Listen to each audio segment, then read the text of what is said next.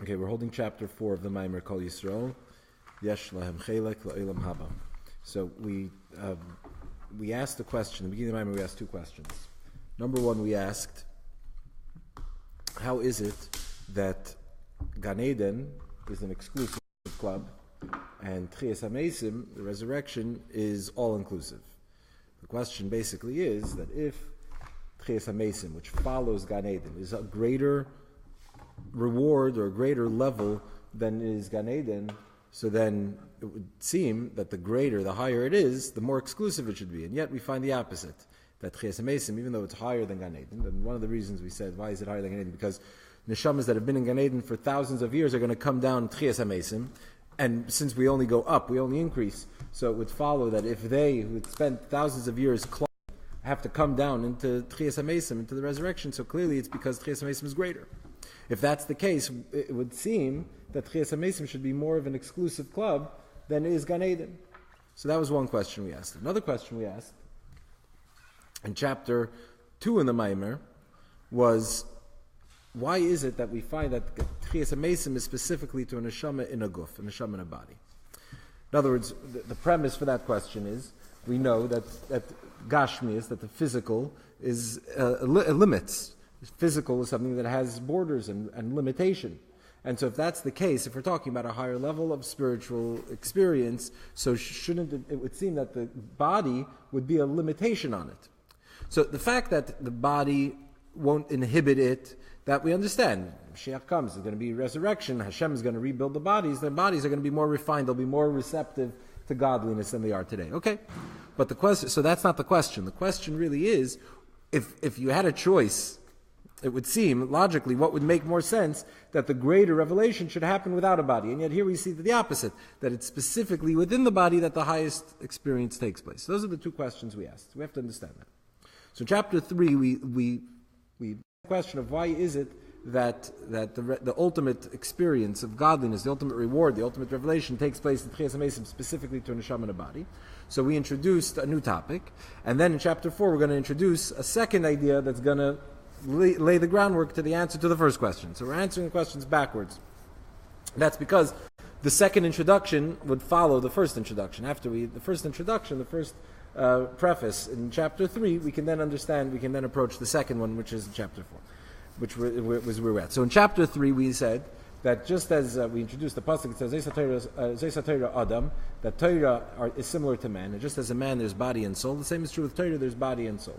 The body is mitzvahs, fulfillment of mitzvahs, and the soul is Torah. Torah is the soul, and mitzvahs are the body. What's higher? What's greater? So we would think, obviously, the soul is higher than the body. And yet, he says, no. That really, in their source, mitzvahs are higher than Torah. Why? Because Torah comes from God's wisdom. Torah is divine wisdom. Mitzvahs are divine will. And as we know, we discussed the analogy of just like within man, that what seems closer to you? Your thoughts or the things? Your thoughts are sort of within yourself. They seem a little bit more intimate, a little closer to you. Things you pursue outside of yourself. But, so in the way they're expressed, your ratzin is expressed in something outside of you. Your chachma, you could sit alone and think all day and just by yourself and to yourself. So in its revelation, it seems that the ratzin comes out lower, but in truth, it's rooted deeper within the soul. It's the same is true with Torah and mitzvahs, that Torah comes from Hashem's chachma, but mitzvahs have a higher source within Hashem. That's true with regard to Torah and mitzvahs themselves. And the same is true with regard to man, that Torah affects the soul, mitzvahs affect the body. Which one's higher, body or soul? So as we explained in the last class, Rebbe makes the statement that the source of the body within God is greater than the source of the soul, is higher. The Jewish body is rooted deeper in Hashem's essence than is the soul, which is a very radical statement, right? We always know conventionally that the body is the greatest challenge to godliness. It's the lowest. It's your enemy. And yet, here we're saying that actually the opposite. The body is rooted higher. Why? We explained in the last class at length. It has to do with choice that Hashem chooses. When you say that Hashem chooses, that choice has to only be something that is not compelling in and of itself to make that choice. So the choice comes as an expression of His ultimate will, which is in His essence. Whereas the soul, the neshama, is something that's like God's child. right? We're children of Hashem. So a child is something that already is compelling, makes a compelling argument. In other words, the child exists within the parent, and therefore the parent chooses the child.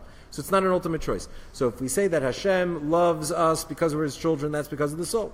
But when we say Hashem loves us, and that love is expressed in His choice of us, that choice is on which part of us? The part of us that there's no reason to choose, which is the body.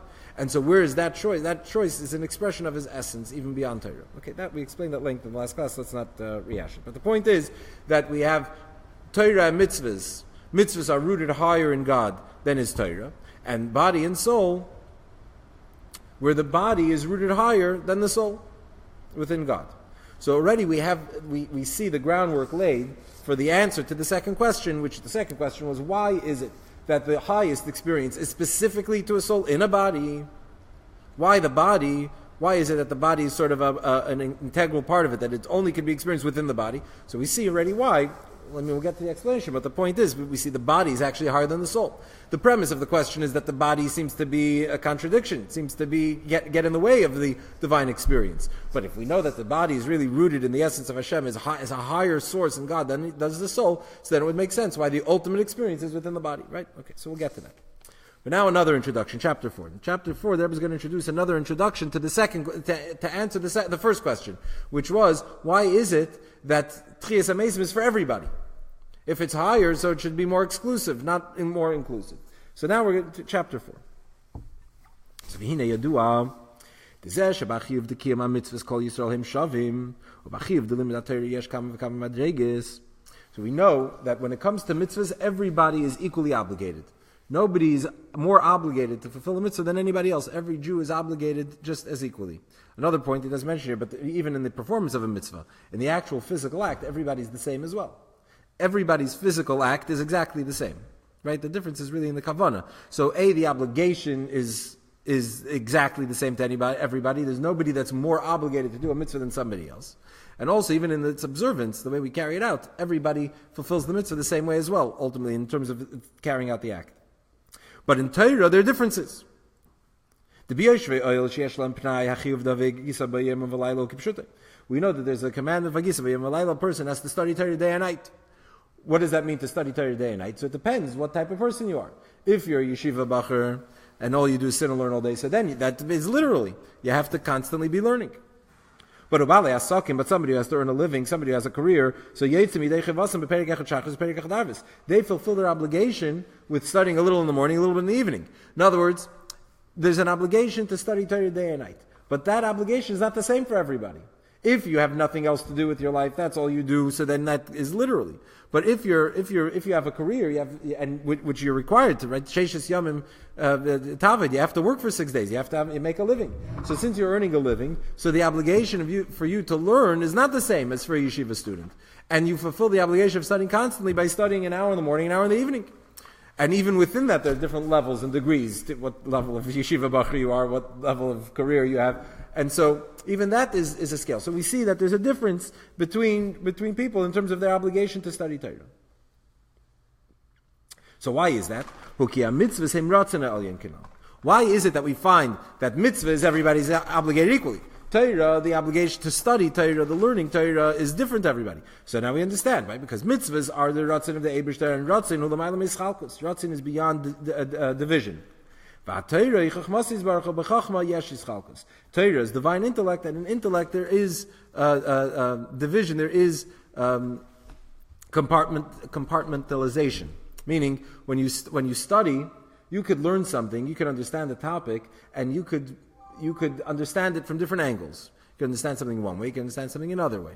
Right? You can apply a thought, an idea in one scenario, and apply a different idea in another scenario.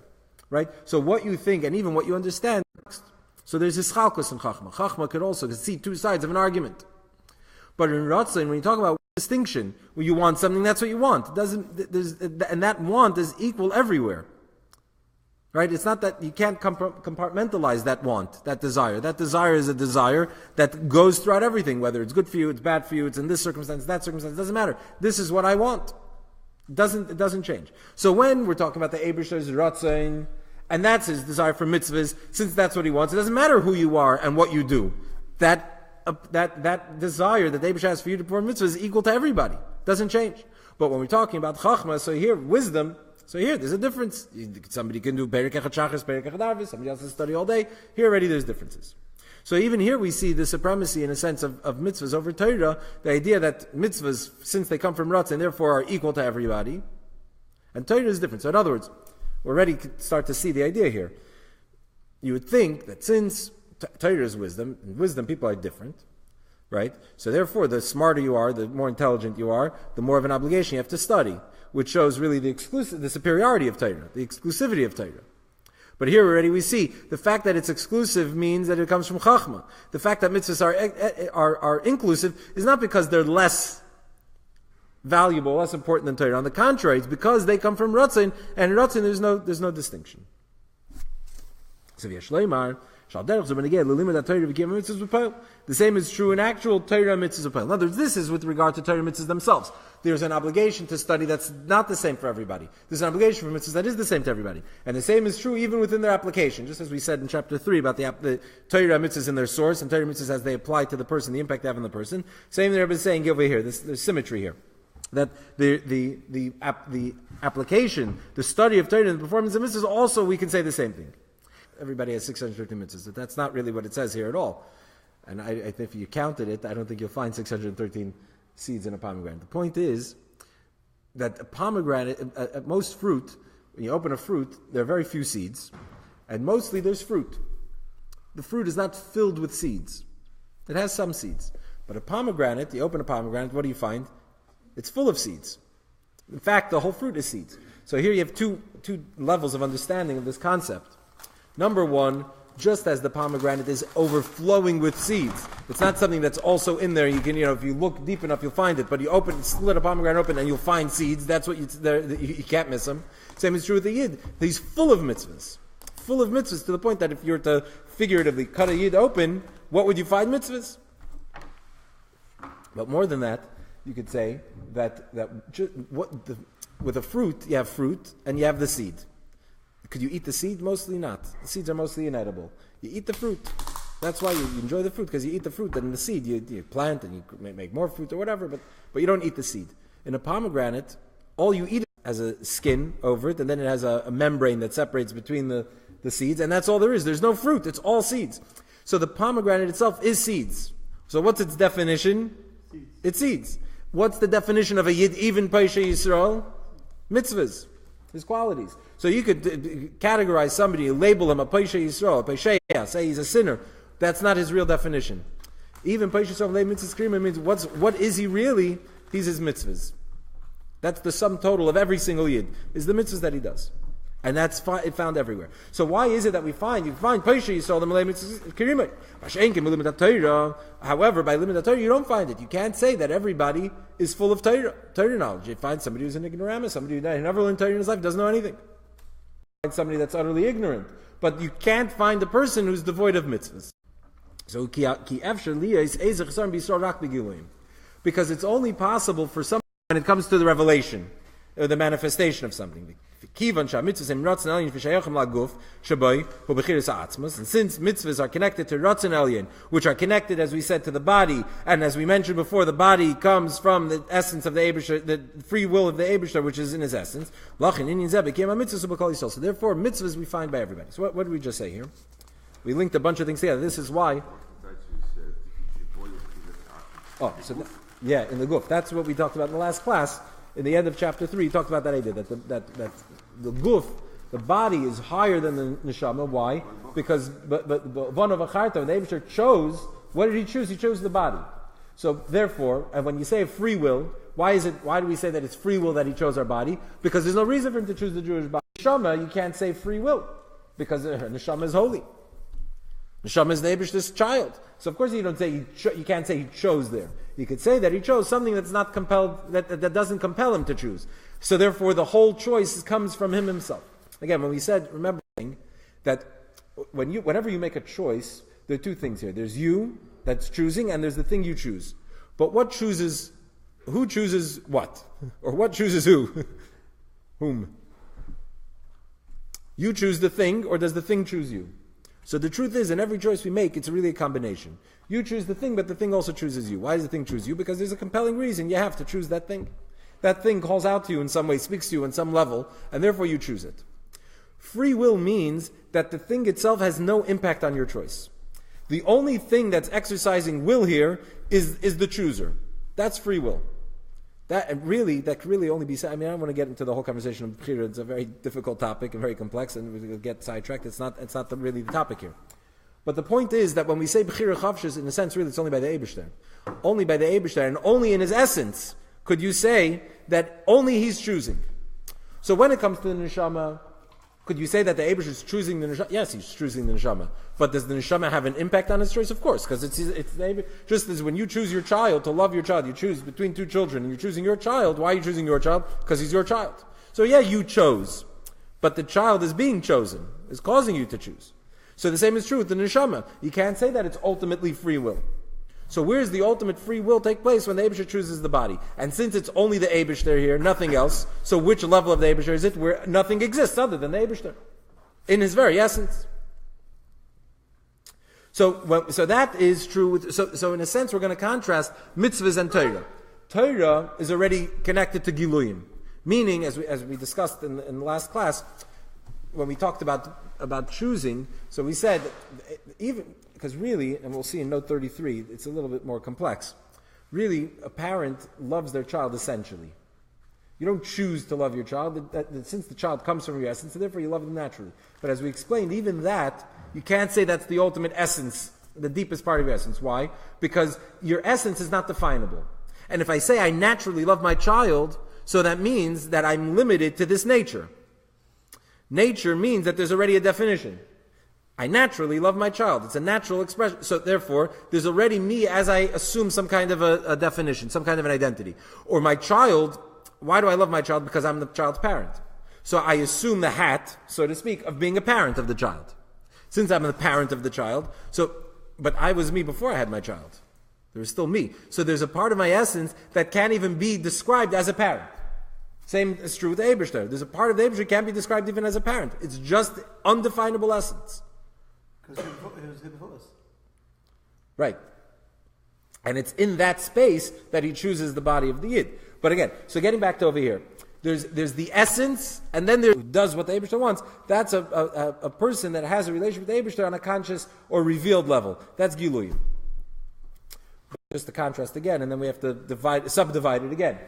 But your child, why do you love your child? Because they're good, because they behave, because they listen to you. You love your child because they're your child.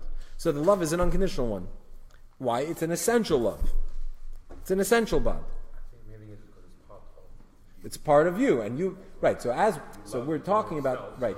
So the problem, correct, naturally, and we said even the natural love of yourself is also Giluyim. So I'm trying to contrast it in two places, but we're dividing it in two different areas. But here, the difference between Etzem and Giluyim.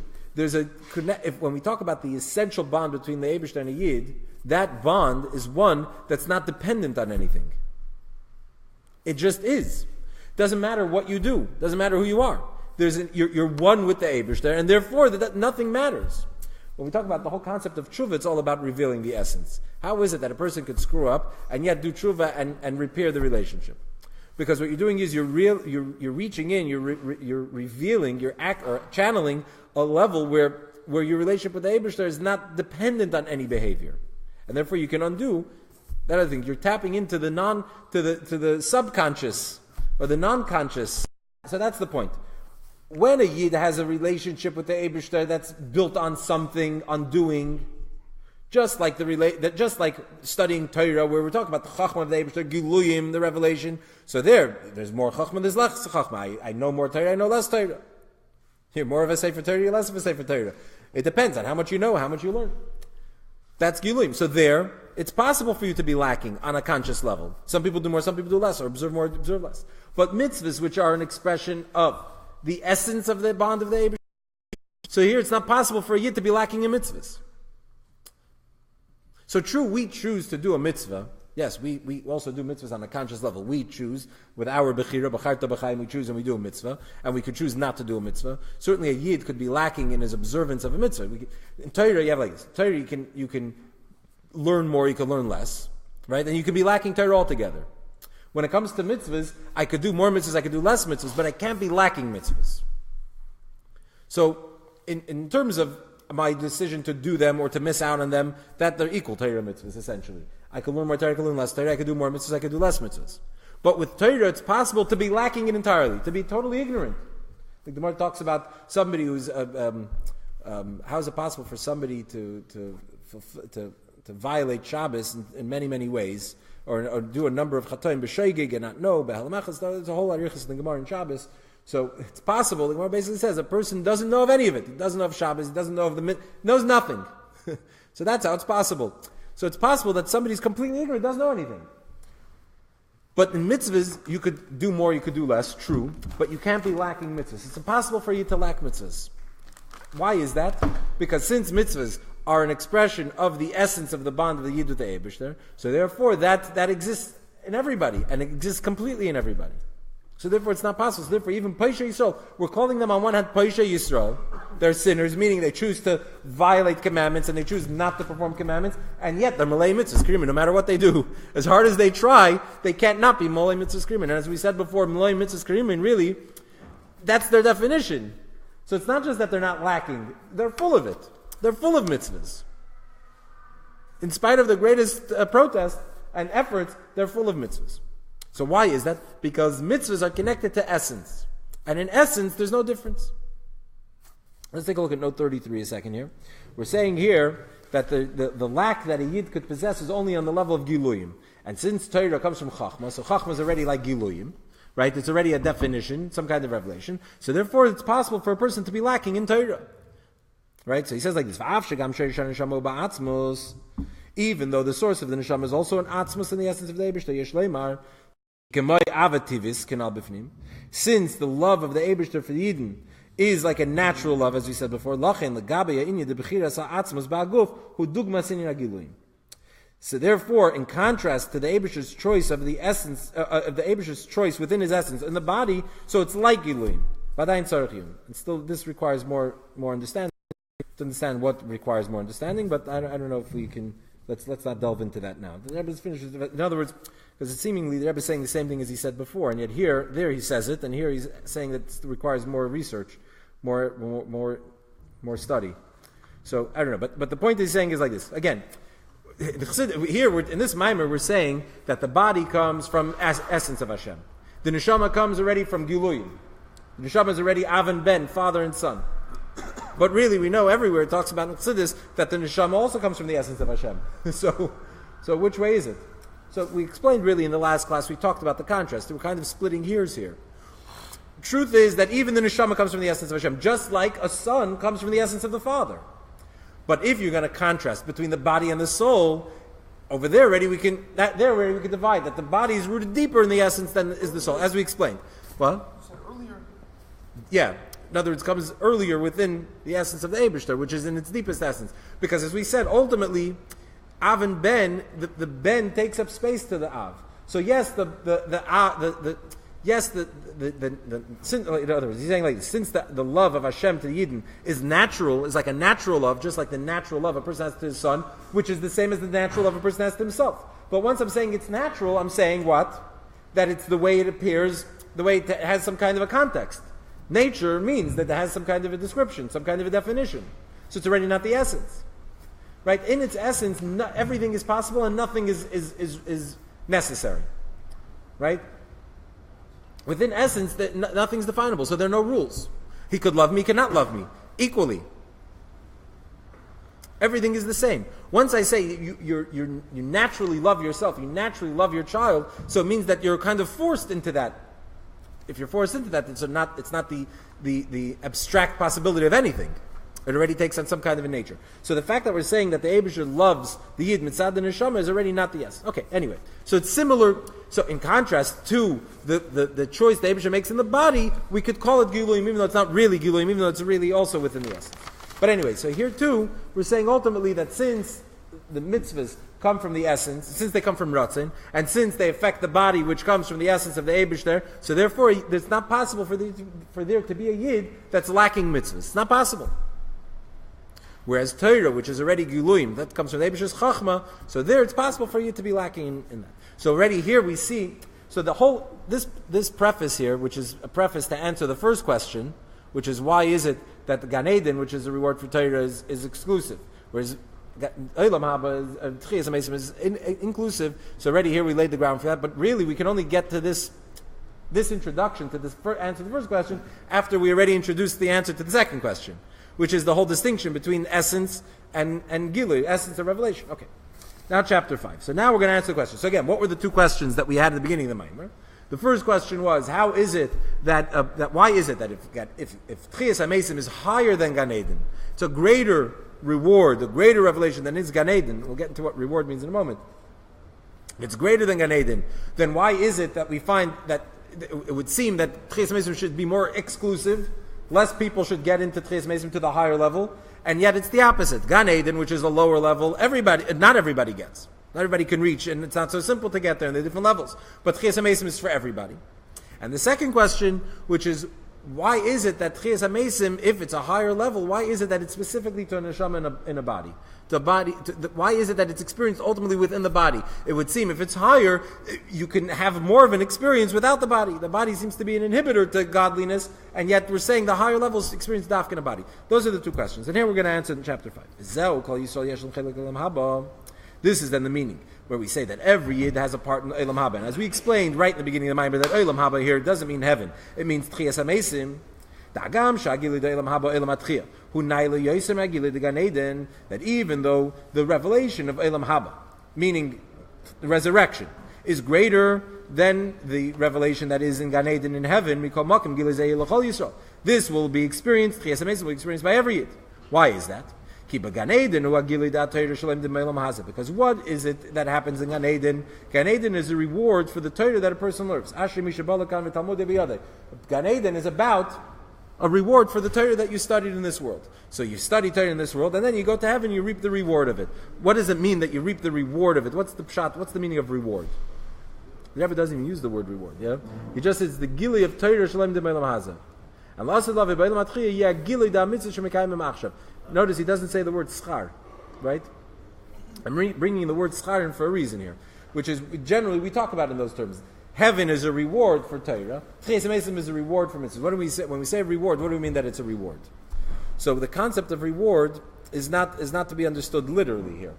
But you get a reward for what happened. What's it mean? Like the Mishnah says, you have a schar mitzvah. The reward of the mitzvah is the mitzvah itself. What does that mean? That the reward for the mitzvah is the mitzvah itself. When we fulfill a mitzvah in this world, what's happening? We're connecting with the Eibishter. That's the ultimate reward. Any pleasure that you can be granted, that's fathomable or not even fathomable, pales in comparison to the ultimate reward, so to speak, which is the connection that you create with the Eibishter. You're connecting to the essence of God. There's nothing greater than that. That happens every time we do a mitzvah. It's just that in this world we don't see it. We don't feel the connection that is established when we perform a mitzvah. What will happen, la'asid lavi? What will happen when Mashiach comes? That connection will be revealed. That's what we mean by reward. So what does it mean? That in Gan Eden will be the gilui of the mitzvahs that you perform now. Now I perform the mitzvah, and the revelation of what? Of the effect of the mitzvah, the connection that's fashioned with God through the performance of the mitzvah, that will be revealed. So what's the reward in the world to come? It's not another thing. It's simply revealing what happens when you fulfill a mitzvah. It becomes revealed. And heaven is the same thing. When you study Torah, you're connecting with the Chachma of the Eibishter. The Alter Rebbe says in Tanya, Yichud Nifla, Shein Kamoy. It's a wondrous bond that happens at an intellectual level with the Eibishter when you study Torah. So that connection, though, you don't feel it when you study Torah. You don't feel that when you're studying Torah, you become one with the Eibishter's Chachma. You become bound up with the Eibishter's Chachma. In heaven, what happens? What's the reward? It's the revelation of that experience. It reveals what happens. You study Torah, and in heaven, you see that connection that happens through the Chachma. So it's not another thing. If there's a reward that comes after, I do something and I earn a reward. I'm not earning anything. It's simply a revelation of what you experience in this world. So heaven is the gilui of the Torah that you learn in this world. It's not anything new. It's simply revealing the bond that happens through the study of Torah here. And la'asid lava, in the world to come, in Tchias HaMeisim, at the resurrection. That's the revelation of the mitzvahs that a person performs now. And since every Yid performs mitzvahs, since no Yid could be lacking in mitzvahs, there's no Yid that could be devoid of mitzvahs, so therefore, since la'asid lavei, what happens la'asid lavei? It's not a reward for something it reveals the bond that you have through the mitzvah. And since everybody possesses mitzvahs, and malayim mitzvahs, they're full of mitzvahs, so therefore, la'asid lavei, everybody will experience that experience. So since somebody could be lacking in Torah, it's possible, so therefore not necessarily is heaven for everybody. But since nobody could be lacking in mitzvahs, so therefore when Mashiach comes, at the time of the resurrection, what will be revealed? The connection, the bond that happens through the mitzvah, so therefore that will be experienced by everybody, because everybody possesses mitzvahs. So that answers the first question. Why seemingly Gan Eden seems to be lower than Tchias HaMesim, and yet Gan Eden is exclusive. Now we understand. We answer that question. And what about the second question? This is an answer to the second question. Why, if Tchias HaMesim is higher, so why would it be specifically in a body? We didn't ask how is it possible to experience it in a body, because we said that it's possible. The body will be refined, it'll be more sensitive. The question is, why specifically in a body? How is that almost like a prerequisite to the higher experience if the body seems to be something that limits? So now we can understand why. Because kiyama mitzvahs shaykh beikar laguf kinam. Because mitzvahs apply specifically or primarily to the body more so than to the soul. The mitzvahs impact the body more than the soul. Mitzvahs are connected to the body more than the soul. Mitzvahs are the will of the Eibishter that is connected with the essence of the Eibishter, which is connected with the body. So again, it's intrinsically linked to the body. And since la'asad lavei, the time of the resurrection, will be the revelation of the mitzvah, where does that apply primarily to the body? But if that's the case, then we have a question. If Tchias HaMesim is a revelation of the bond that happens through the mitzvahs, which is primarily the body, so then why does the neshama have to come to the body? Why are there going to be neshamas la'asad lavei? See how we make a total 180. We go from asking why there's going to be a body to why even. So why does the neshama have to come to the body? It should be a reward, so to speak, or the revelation should just be experienced by the body, not the neshama. The Rebbe says like this: you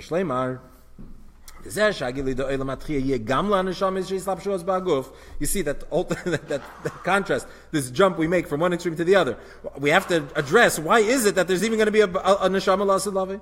Why is the neshama going to come into the body? So al derech ma'amer Razal gadol talmud shemev l'dei ma'isa. It's similar to the statement of the sages. The Gemara says that Talmud is greater because it brings to ma'isa. What does this mean? How are we doing on time? 9:08. Okay, so we have to do this quickly. Basically, the Gemara says the story they're sitting together in the Aliyah base Natzah in Lud, and they asked, "What's greater, study or mitzvahs? Learning Torah or doing mitzvahs? What's greater?" Rabbi Tarfon said, "Mitzvahs is greater." Rabbi Kiva said, "Study is greater." And then everybody agreed unanimously and said, "Gadol Talmud shemev l'dei ma'isa." Study is greater because it brings to ma'isa. So then, what's greater? Question is, what's greater, study or action? Learning Torah or doing mitzvahs? So the answer is, learning Torah is greater because it brings to doing mitzvahs. So then which one's greater? Mitzvahs. If Talmud is greater because it brings to mitzvahs, it means mitzvahs. Ma'isa is gadol. So how do you answer the question? So, okay, it's discussed. Rashi discussed it. Taisus, the Mefarshim discussed it. Yeah, good, exactly. Everybody seems to be agreeing, and the answer seems to be backwards. So basically, Chassidus explains it in a number of ways. One, the point that the Rebbe is making here is, what's the pshat that gadol Talmud shemev l'dei ma'isa? That how do you know that Talmud is gadol, meaning that your Talmud is real Talmud, your study is a real study when it brings to Maisa? Yeah, Maisa is greater. And as we outlined here in the Maimer, why we see Maisa is greater than Talmud. But the point is that Maisa has the ability that when you're studying Torah, in order to know what to do, and it brings you to doing, so then since the whole point of the study of Torah is to bring you to the mitzvah, so then in the study itself, you have the advantage of mitzvah. And that's the meaning of gadol Talmud. That since you're studying to do the mitzvah, so therefore when you're in the study, what happens? The Talmud becomes gadol. Your studying becomes greater. So studying just to study, that's study, fine, it's wonderful. You have the mila of learning Torah, it's wonderful. But when it's mevi lidei maisa, when the whole point is the study is to bring to action, so then gadol Talmud, that increases the mila in Talmud. Talmud becomes greater. The study becomes greater. So we see that since we're saying Talmud is connected to learning is connected to the neshama, since the whole point of the learning, you have the idea that the sages say that Kodol Talmud Shemei Talmud, that Maisa, that through Maisa you can actually impact the Talmud, that the Talmud is increased. So the same is true here. So it's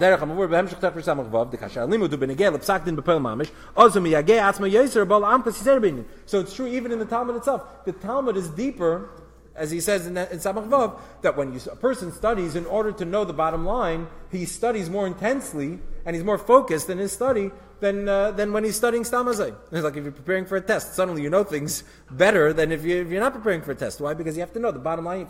You have to know it very well. So you see that the fact that you have to know what to do actually increases within the study. The study is enhanced. It's a deeper, better study. So we see that Talmud is enhanced with now that enlivens, that animates the soul, the body. The body will receive some of the advantage of the body itself. That'll be a hashpah that the soul will be makabel from the body. Maybe as well that through our actions and our avodah, our service, outside in Azir, it says in note 38 that that through